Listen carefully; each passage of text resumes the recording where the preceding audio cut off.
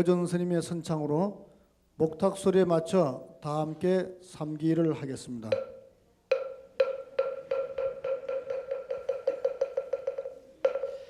기불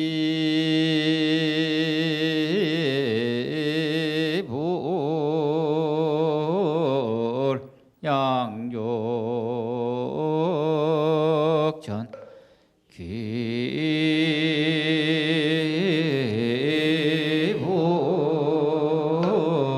양욕전 기보욕전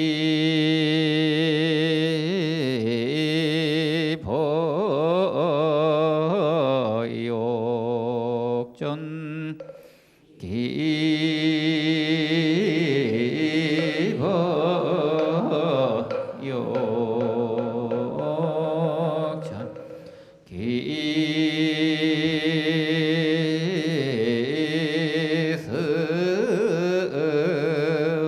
기성 중중전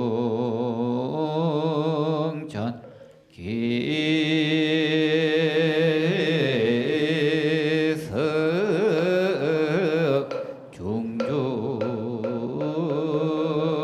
중중전. 다음은 청법계를 하시겠습니다. 찰경심심의 대중심가랑 유언대법사 광희 중생설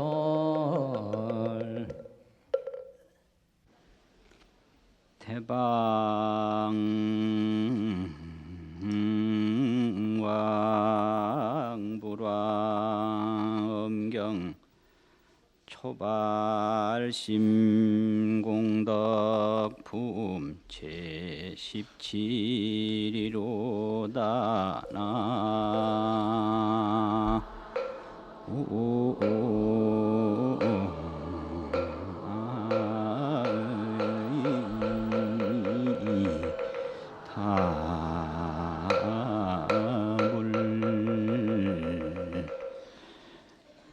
이때에 하늘의 제석천왕이 법회보살에게 말씀하시되 불자야 보살이 처음으로 보리심을 발한 공덕이 그 양이 얼마나 됩니까 하니 법회보살이 말씀하시되 이 뜻은 심히 깊어서 말하기 어려우며 알기 어려우며 헤아리기 어려우며 믿기 어려우며 증명하기 어려우며 실행하기 어려우며 통달하기 어려우며 사생각하기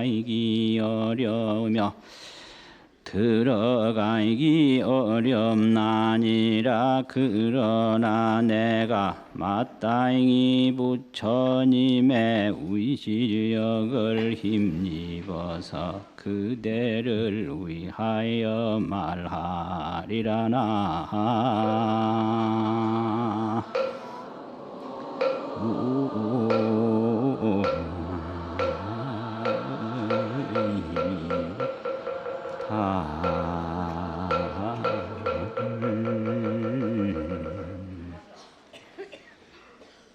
오늘 오전 법문은 대방광불 화엄경 39품 가운데에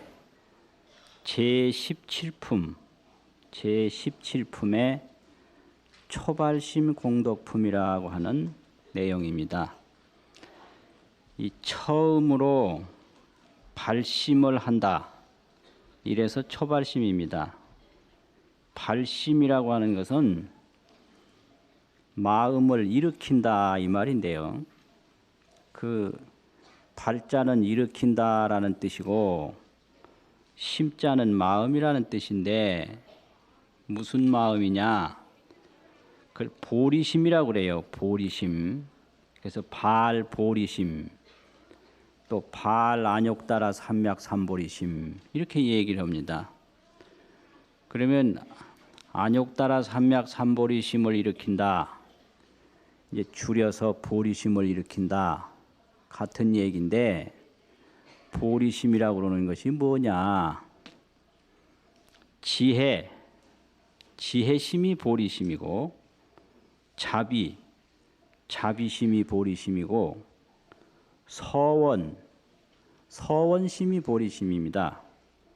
그래서 이것을 지비원 삼심이다 이렇게 얘기를 해요. 그래서 이걸 불심이라고 그럽니다. 불은 보리거든요. 그래서 지혜, 자비, 서원심을 일으키면 그것이 발심인데 처음으로 그러한 마음을 일으키는 것을 초발심이라 이렇게 얘기를 하죠. 그러면 이런 초발심이 무슨 의미가 있는가? 발심으로부터 온갖 공덕이 다 이루어져요. 발심으로부터 성불도 하고 발심으로부터 중생제도를 하고 발심으로부터 불국토 건설하고 이 발심을 통해서 되지 않는 것이 하나도 없기 때문에 그 처음 발심한 공덕은 그야말로 설명하기 어렵고 생각하기 어렵고 헤아리기 어렵다 이렇게 이제 얘기를 하는 겁니다. 그러나 법회보살이 부처님의 의실력을 힘입어서 말을 하겠다 해가지고 이야기가 된 것이 초발심 공덕품입니다. 불자야 어떤 사람이 일체 음악의 도구로 동방아승지 세계에 있는 바 중생에게 공양하여 일겁을 지난 후에 그들을 오계를 가르쳐 지키게 하며 남서북방 사방 허공에도 또한 다시 이와 같이 중생에게 공양하고 오계를 가르쳐서 지키게 하면 불자야 그대의 생각에 어떠하냐? 이 사람의 공덕이 어떻다 하겠는가? 이때 하늘의 제석 천왕이 말하되 이 사람의 공덕은 오직 부처님만 알 수 있고 그 나머지 모든 이들은 능히 헤아릴 수가 없느니라 하니 법회보살이 말씀하시되 불자야 이 사람의 공덕을 처음 초발심한 공덕에 비교하면 100분의 하나에도 미칠 수가 없으며 1000분의 하나에도 미칠 수가 없으며 100,000분의 하나에도 미칠 수가 없으며 억분의 하나에도 미칠 수가 없어서 이와 같이 일체 산수의 비유로서 능히 하나에도 미칠 수가 없나니라나. 이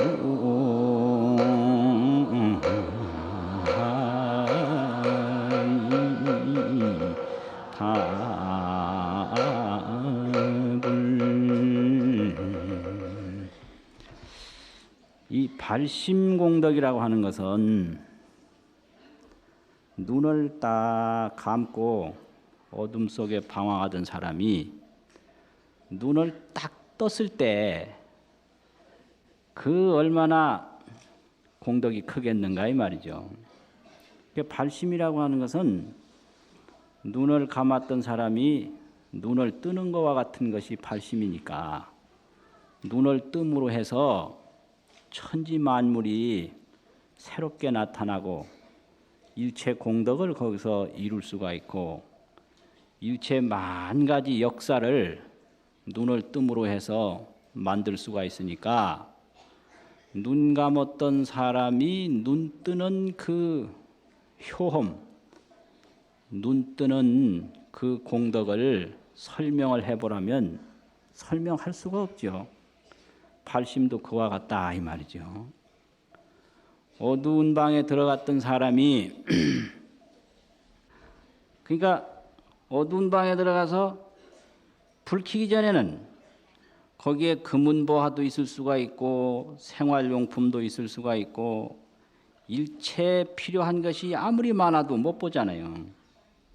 그런데 불을 켜는 순간에 본래 있었지만은 그것이 다 필요하게끔 사용할 수 있고 활용할 수 있는 것처럼 발심이라고 하는 것도 그와 같아서 처음 마음을 일으키는 순간에 온갖 것을 다 이룰 수가 있는 첫 출발이니까 그 발심이 이제 얼마나 위대하다고 하는 것을 알 수가 있습니다. 그런데 이 발심은 지혜심을 일으키는 것이 발심이고 자비심을 일으키는 것이 발심이고 서원심을 일으키는 것이 발심이지만은 그 중에서 가장 중요한 것이 원을 세우는 거예요. 그래서 이 세 가지 마음 중에 하나를 뽑으라면 원이에요. 그래서 발원. 그래서 모든 것은 원하는 데서 생기는 것이지 원하지 아니하면 안 생긴다 이거죠. 그래서 발심은 발원이다. 이렇게 설명을 하고 있습니다. 이 도인들이 발심이라는 건 다른 게 아니고 발원이다. 그래서 발원하는 것만큼밖에 안 돼요. 이 천하의 이치는 전부 중생이 원하는 것만큼밖에 되는 게 아니지 원하지 않는 것은 안 된다 이거거든요. 그래서 이제 원을 한번 하면 그 원이 엄청난 힘을 일으키게 됩니다. 그게 발심 공덕이에요. 그래서 성불도 발심해야 성불하는 것이지 발심 안 하고는 성불이 안 됩니다. 모든 공덕도 발심을 해야 공덕을 지을 수 있지 발심을 안 하면 안 되거든요. 원을 안 세우면 안 된다 이거지요. 뭐든지 원을 세워야 돼요. 그래서 발심 공덕이 이렇게 위대하다라고 이야기를 합니다. 조선시대에 아주 훌륭하고 대단한 그 큰 스님이 서산 스님이라고 하시거든요. 근데 서산 스님이 제자들한테 편지를 한 게 많이 남아 있는데 한 제자한테 편지를 할 때 이런 말씀을 했어요. 원지 소재에 원이 있는 곳에 지지 소재에 뜻이 있는 곳에 기억수지하고 기운이 따라간다 이랬어요. 뜻이 있으면 기가 따라가요. 뜻이 있는 곳에 길이 있다라는 얘기는 길이 다른 길이 아니고 뜻을 세우면 그 뜻을 이룰 수 있는 기가 모이게 돼 있어요. 굉장히 중요한 법문이에요, 이 법문이. 그래서 평생 술 먹자고 작정한 사람은 술값이 계속 생깁니다. 그 술값이 왜 생기겠어요? 술 먹어야 되겠다 뜻을 세우면 그 기가 모여들어요. 그 평생 다른 사람한테 듣기 싫은 소리 해야 되겠다라고 뜻을 세우면 듣기 싫은 소리 할 수 있는 기운이 막 모여드는 거예요. 그래서 뜻을 잘 세워야 돼요. 그래서 이제 평생 다른 사람에게 도움이 되는 사람이 돼야 되겠다. 이렇게 마음을 먹으면 다른 사람에게 도움이 될 수 있는 힘이 생깁니다. 그게 뜻이 있는 곳에 기가 모인다. 기가 따른다 하는 것이지요. 기지 소재에 기운이 있는 곳에 천지역수지라 하늘과 땅이 또한 따른다. 기운이 모이면 천지가 거기 모인다는 거예요. 그러니까 천지도 불능탈 필부지지라 하늘과 땅 우주도 한 개인의 뜻을 뺏을 수가 없다. 이런 말씀을 서산 스님이 제자들에게 하셨어요. 그러니까 뜻을 세우고 원을 세운다라는 것이 얼마나 무섭다 하는 걸 알 수가 있습니다. 공부 잘하는 사람들 가만히 보니까 공부하려고 마음을 먹은 사람들이더라고요. 노래 잘 부르는 사람들 보니까 아주 노래 부르려고 작정을 했더라고요. 요즘 춤 잘 추는 거 보니까 그냥 춤 잘 추려고 작정을 했어요. 작정하면 안 되는 일이 없습니다. 작정하는 게 그게 원을 세우는 것이고 뜻을 세우는 거거든요. 그러면 기운이 모이고 기운이 모이게 되면 천지가 모이고 그러니까 천지도 하늘과 땅도 불능탈 필부지지라고 한 개인의 뜻을 뺏을 수가 없다. 이게 이제 발심이거든요. 그래서 이런 그 발심공덕은 아무리 설명을 해도 다 설명할 수가 없다 그래서 이제 하는데 여기서는 비유를 들어서 말하기를 한없는 중생에게 처음에는 일체 좋은 음악의 도구라든지 놀이의 도구, 세상에 좋은 거, 기쁜 걸 전부 주고 나중에는 이제 그 공덕 세상에 복을 짓는 방법을 다 가르쳐서 복을 짓게 하고 이렇게 하기를 몇 억만 겁을 했다면 그 사람의 공덕이 얼마나 많겠는가 이루 말할 수 없이 많다 이 말이죠. 그런데 이러한 공덕도 초발심 공덕에 비교를 하면 천분의 하나에도 못 미치고 만분의 하나에도 못 미치고 억만분의 하나에도 못 미친다 이 말이죠. 이런 식으로 설명을 합니다. 그러니까 이 발심 공덕이야말로 어떻게 헤아릴 수가 없다. 이게 이제 초발심 공덕품이죠. 그런데 발심은 어째서 되느냐? 이제 그 화엄경 이제 앞부분에 보면은 그런 게 있어요. 이 현수품이라고 있는데 이제 현수품이 대방광불 화엄경 39품 중에 제12품의 현수품인데 이 제12 현수품에서는 신심을 이야기했습니다. 신심, 믿는 마음. 그럼 신심은 뭐냐 그러면 결정심인데 딱 결정하는 마음이 신심인데 무엇에 대해서 결정을 하느냐 하면은 불법성 삼보와 부처님의 깨달음의 도, 보리도 이걸 믿는다. 여기서는 그렇게 얘기했어요. 부처님의 공덕을 믿고 부처님의 가르침을 믿고 부처님 제자가 실행하는 길을 믿고 또 부처님이 깨달으신 그 성불의 세계를 믿고 이렇게 이제 이 네 가지를 믿는 것이 신심이다 이렇게 얘기를 했고 기신론에서는 중생의 불성을 믿고 중생이 다 공덕을 지을 수 있는 능력이 있고 지혜의 종자를 가지고 있고 성불의 종자를 가지고 있다. 이 불성을 믿고 불법성 삼보를 믿는다라고 했거든요. 이걸 사신이라고 그래요. 여기서는 불법성 삼보와 부처님의 보리도를 믿는 사신이고 기신론에서는 중생의 불성과 불법성 삼보를 믿기 때문에 네 가지를 믿는 거잖아요. 이런 신심이 있어야 발심이 되는 거예요. 발심이 안 되는 이유는 믿음이 안 생기니까 서원이 안 생기는 거예요. 그러니까 믿음이 있어야 서원이 생겨요. 그런데 중생들은 믿음이 안 생기다 보니까 서원이 좀처럼 안 생기거든요. 그래서 이 화엄경에서는 제12 현수품에서는 신심에 대해서 말씀을 하시고 오늘 제17 초발심 공덕에서는 이 초발심 공덕 세계에 대해서 쭉 이야기를 하는 것이 이 화엄경에 펼쳐지는 순서입니다. 이제 이래가지고 이 발심 공덕이 한량없이 많으니까 뭐 해도 끝없이 이제 비유를 들어서 설명을 합니다. 그러고 나서 이제 뒤에 가면 개송이 나오는데 이 개송에서 여러 가지로 이제 발심에 대해서 또 설명을 해요. 일체 중생의 모든 호겁으로 중생 세계가 상속하여 잠깐도 단절하임이 없나니 이 모든 세계는 다 알 수 있으나 발심 공덕은 생각할 수 없나니라. 모든 삼세의 사람 가운데에 가장 높은 이들이 모두 발심으로부터 일어났나니라.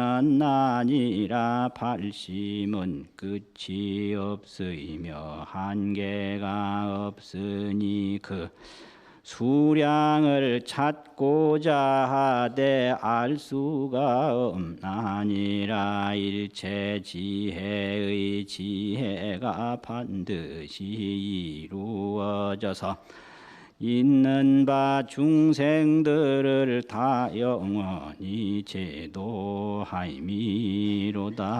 나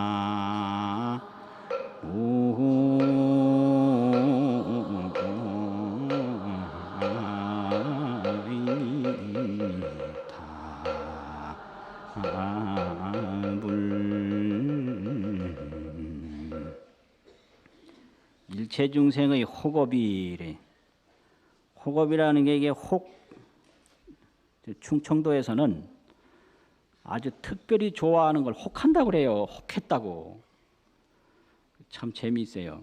경상도에서는 뭐라고 하는지 잘 모르겠는데 혹했다. 참 재미있어요. 이게 혹하면 아주 특별히 좋아해서 거기에 빠지는 거죠. 아주 쏙 빠지는 거예요.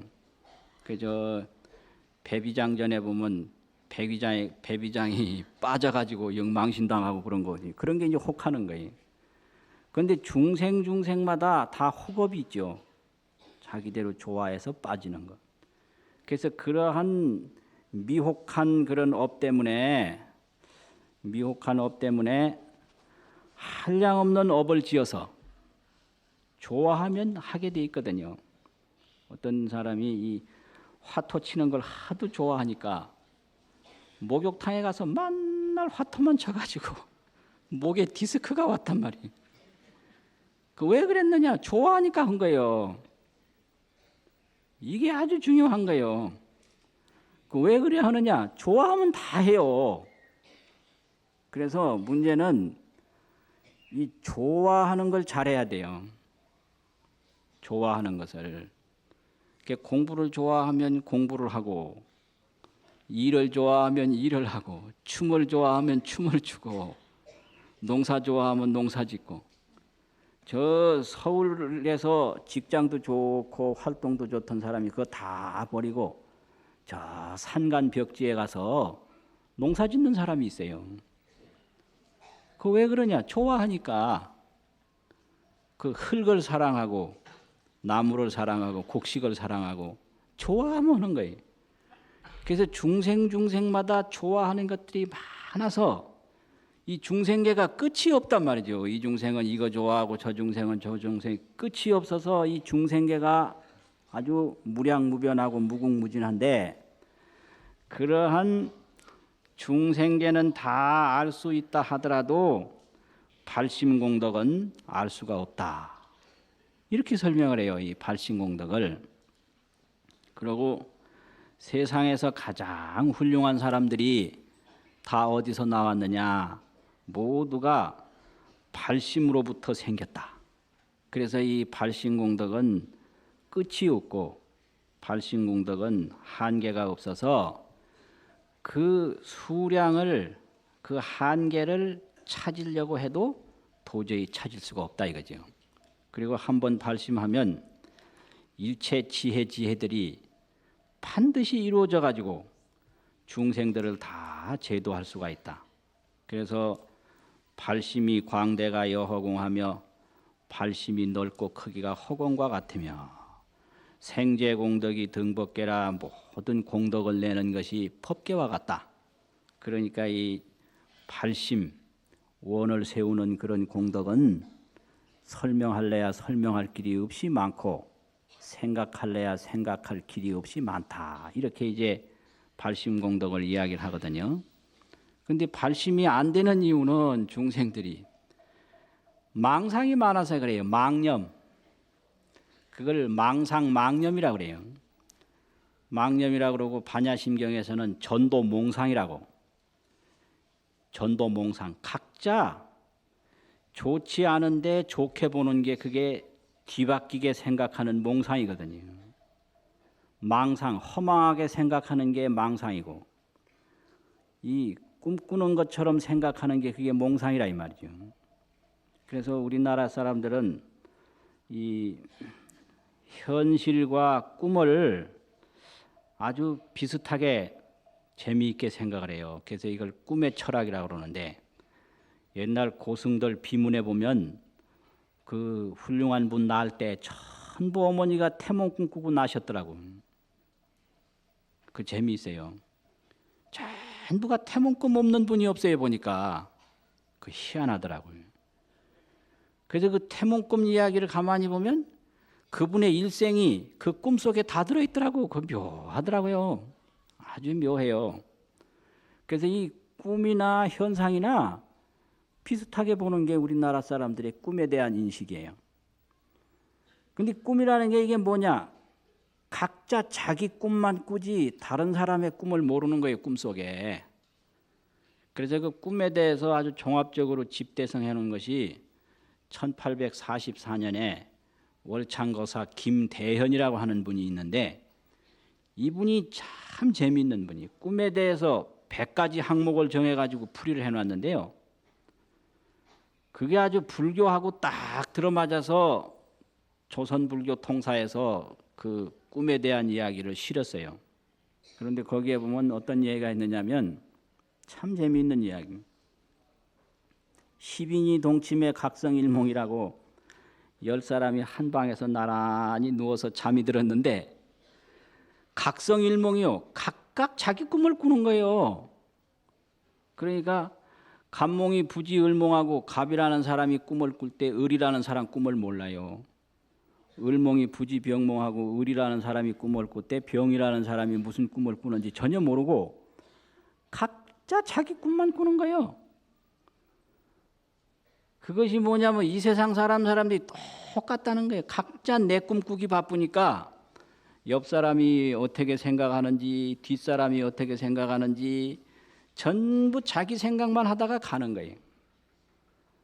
그래서 10사람이 나란히 한 방에서 잠을 자도 오직 자기 꿈에만 열중하니까 앞사람이 무슨 꿈 꾸는지 뒷사람이 무슨 꿈 꾸는지 전혀 모른다. 이렇게 돼가지고 중생은 전부 자기 생각만 하다가 자기 망상과 자기 몽상으로 그 인과에 대한 확실한 믿음이 없고 불성에 대한 확실한 믿음이 없으니까 이 발심이 안 되는 거예요. 서원이 안 돼요. 그래서 발심을 하면 그 다음에는 직견이 생기는데 발심, 직견. 직견이라고 하는 건 안다라고 하는 알지자하고 본다라는 볼견자예요. 이제 발심 서원을 하면 공덕이 깊어지고 공덕이 깊어지면 중생에게 불생불멸 상락아정 나지도 아니하고 죽지도 아니하고 항상 하고 즐겁고 참나이고 청정한 그런 불생불멸 상락아정의 불성이 있다라는 걸 알게 돼요. 그게 지혜요. 그리고 인과를 눈앞에서 보게 돼요. 이게 견이에요. 그래서 열반경에 보면 지견이 뭐냐? 불성을 아는 것이 지요, 인과를 보는 것이 견이라 이랬어요. 그래서 인과를 본다라는 것은 오늘 내가 이걸 하면 내일 어떻게 될지 환하게 오늘 보는 거예요. 그 젊어서 부모한테 효도 안 하면 10년 후에 어떻게 될지 환히 보는 거예요. 그런데 중생은 그걸 현재 저지르면서 못 본단 말이죠. 그래서 지견이 없는 거예요. 그래서 지견이 어두운 걸 불교에서는 지견이 매했다. 어둘 매자를 쓰거든요. 근데 지견이 밝은 사람은 인과를 눈앞에서 본다. 인과는 아는 게 아니고 보는 거고 불성은 안다 이거죠. 그래서 발심을 하면 직견이 생겨서 상나가정의 불성을 알고 삼세 인과를 본다. 이게 직견이거든요. 그런데 이런 뭐 발심이나 직견이 전부 신심에서 나오니까 신심이라고 하는 것이 얼마나 이제 대단하냐 하는 걸 알 수가 또 있는 거지요. 그래서 신심을 못 갖는 것은 전부 자기 망상, 자기 몽상에 사로잡혀서 평생 자기 생각만 하다가 가는 거예요. 그게 중생사예요. 오늘날 우리나라의 그 월드컵을 앞두고 개고기 논쟁이 좀 심하거든요. 근데 이 개고기도 아주 재미있어요. 우리나라 역사와 문화는 집에서 기르는 여러 가지 짐승이 있는데 소도 있고 돼지도 있고 닭도 있고 개까지 포함이 돼요. 그래서 소는 농사를 짓고 옛날엔 시계가 없으니까 닭이 시간을 알려줍니다. 아주 고마운 거예요. 개는 도둑을 지켜주고요. 그렇지만 집에서 사람이 길렀기 때문에 가축으로 보고 먹어요. 그런데 개도 개구자를 쓴 거는 먹고 황구, 흑구, 백구는 먹고요. 개견자 큰데 위에다가 점 하나 찍은 거 개견자는 안 먹어요. 견공이라고 그래가지고 견공을 먹는 게 아니에요. 흑구, 황구, 백구는 먹고. 그게 우리나라 문화입니다. 그리고 견은 뭐냐 그러면 의견, 의로운 개는 절대 안 먹고 무덤을 만들어주고 제사도 지냅니다. 충견, 주인이 위급할 때 도와준 충견도 안 먹어요. 이게 우리나라 문화예요. 근데 요즘에는 애견이거든요. 애견. 이 애완용 개는 또 안 먹는 거예요. 옛날에는 충견, 의견만 안 먹었지만 요즘에 애견은 또 안 먹어요. 이게 문화예요. 그런데 할아버지 세대는 그 먹는 세대, 개를 가축으로 보는 세대고 요즘 아이들 세대는 개를 애완용으로 보는 애견으로 보는 세대란 말이에요. 이게 이제 문화가 바뀐 거예요. 그래서 생각이 전부 다르죠. 개를 먹는 사람으로 보는 할아버지 세대하고 개를 애완용으로 보는 손자 세대하고 다른 거예요. 그래서 한 번은 할아버지가 황구를 이제 먹으려고 사온 거예요. 사가지고 오니까 손자가 아이고 고맙다고 절대 버리지 않고 잘 키우겠다고 그러니까 할아버지가 지금 물 끓여라 이러더래요. 이게 오늘날 세대예요. 왜 물 끓이라고 했겠어요? 개 사다 놓고 왜 물을 끓여요? 근데 우리나라에서 보면 가축은 가축인데 일 안 하는 가축이 있거든요. 그게 돼지예요.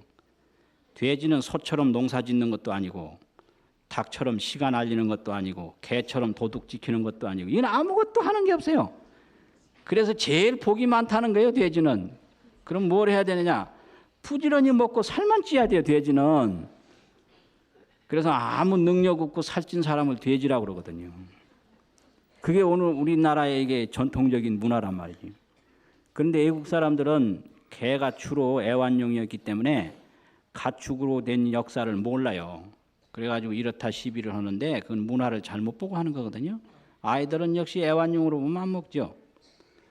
그저 근세사에 중국의 이홍장이라고 하는 사람이 동아시아의 아주 뛰어난 정치인이라고 하고 정략가라고 하는 사람인데 그 사람이 영국을 갔거든요. 그때 왕이 빅토리아 왕이었어요.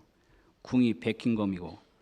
그 빅토리아 왕을 그 베킹검으로 찾아갔는데 영국 사람은 그 문화가 얼마나 동양 사람하고 다르냐 그러면 우리는 아무리 비싼 말이고 뭐 훌륭한 소라도 무슨 사고가 생겼을 때 반드시 사람 안부를 먼저 묻지 동물 안부를 먼저 묻는 법이 아니거든요.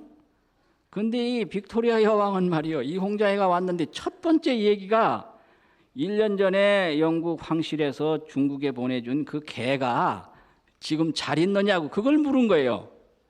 그러니까 그 이홍장이라는 사람이 뭐라고 그랬느냐. 아무 말도 안 하고 싱긋이 웃으면서 자기 배를 이렇게 가르쳤어요.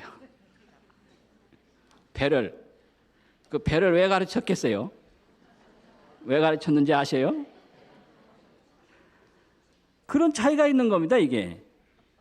그러니까 영국 사람 생각하고 중국 사람 생각하고 달라요.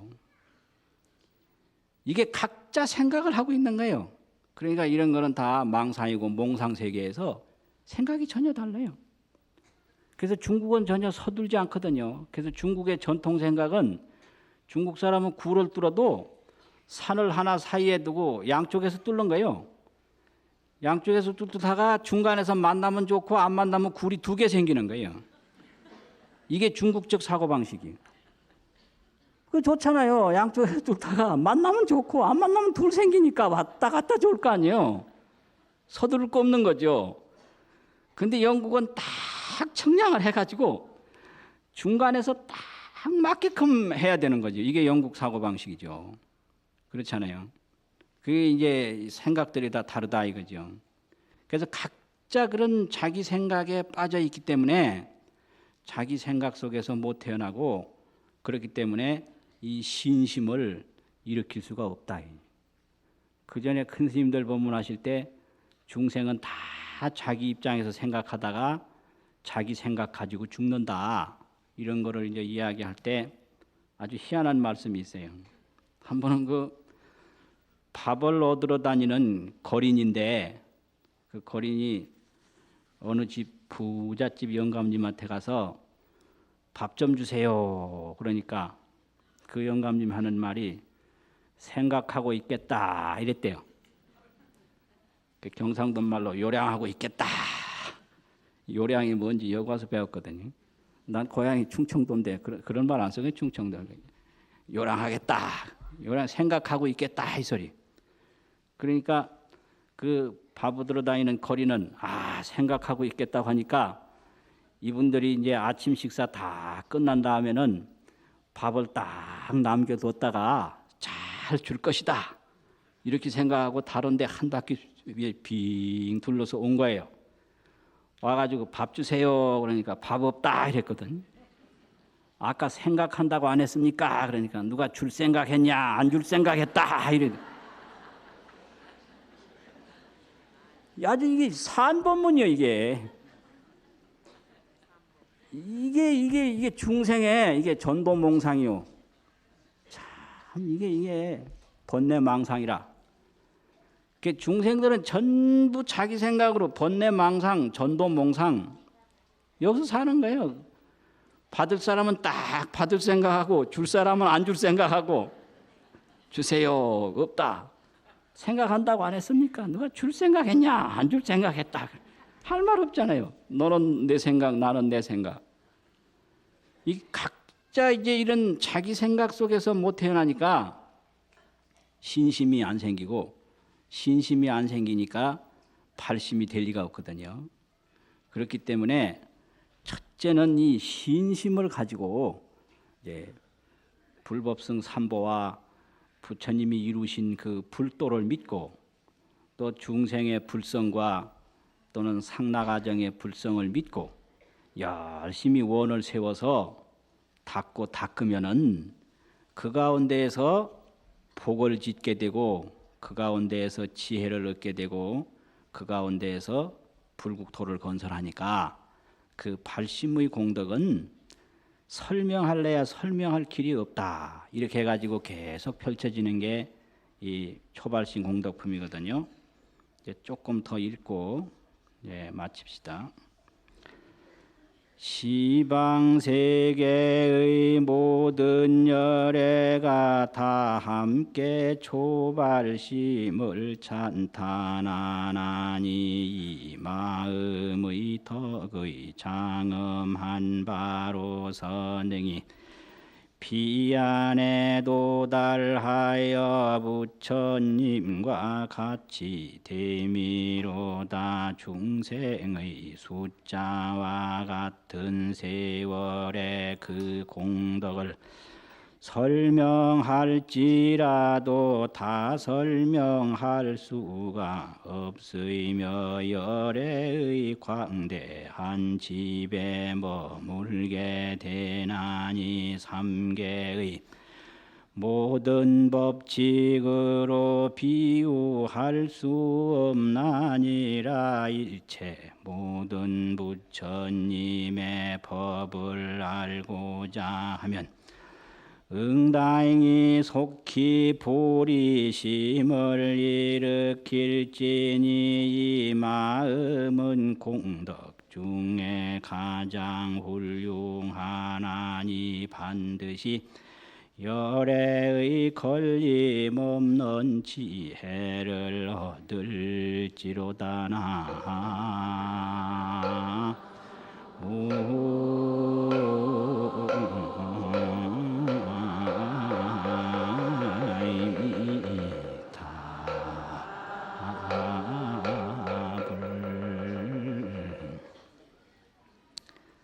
시방세계 제열애가 시방에 있는 모든 열애가 실공 찬탄 초발심이라 다 함께 초발심을 찬탄했다 이거예요.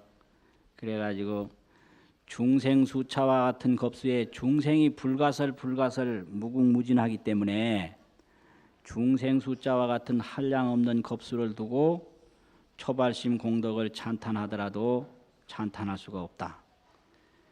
욕지 일체 제불법이면 그러니까 이 불교가 뭐 어렵다, 불교 공부하기가 영 쉽지 않다 이런 말을 하는데 그런 사람들 보고 물어봐요.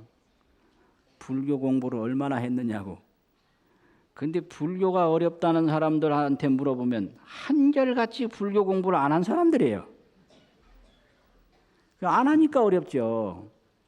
왜 안 했느냐? 불교 공부하려고 원을 안 세웠어요.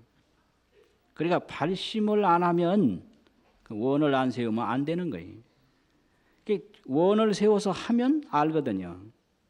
그러니까 욕지 일체 제불법이면 일체 제불법을 알고자 하면 의응 속발 보리심이니라. 마땅히 응당히 속히 보리심을 일으킬지니라 이랬거든요.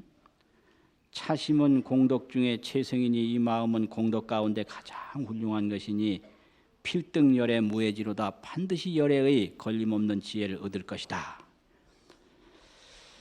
개시일체 묘경계하이며 일체 미묘한 경계를 열어보이며 진제일체 제장애하이며 일체 모든 장애를 다 제거하이며 성취일체 정불찰하이며 일체의 정정한 불찰을 성취하며 출생일체 제열애지로다.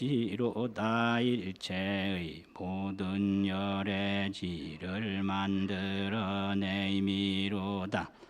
시방일체 부처님을 뵙고자 하이며 무진공덕 세계를 베풀고자 하며 중생의 모든 고뇌 업장을 소멸코자 하이면 응다행히 속히 보리심을 일으킬지로다.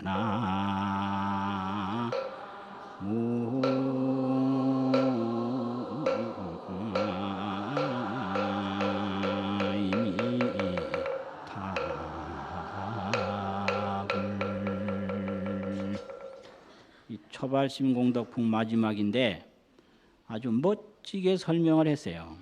개시 일체 묘경계하며 이 발심은 일체 미묘한 경계를 다 열어서 보게 되며 발심은 진제 일체 제장애하며 모든 장애를 전부 제거할 수 있으며 성취 일체 청정찰하며 일체 청정한 부처님 국토를 다 이룰 수가 있는 게 발심이며 발심은 출생 일체 열애지라 일체 열애의 지혜를 전부 밖으로 드러낸다 이거죠. 그러니까 시방 일체부를 뵙고자 하며 일체 공덕을 베풀고자 하며 중생의 모든 고뇌를 소멸코자 하면 의응 속발 보리심이니라. 응당이 속히 보리심을 일으킬지니라. 이렇게 해가지고 초발심 공덕품이 끝납니다. 그래서 오늘 오전 법문은 팔심공덕품을 이야기했습니다. 오전 법문 마치겠습니다. 응가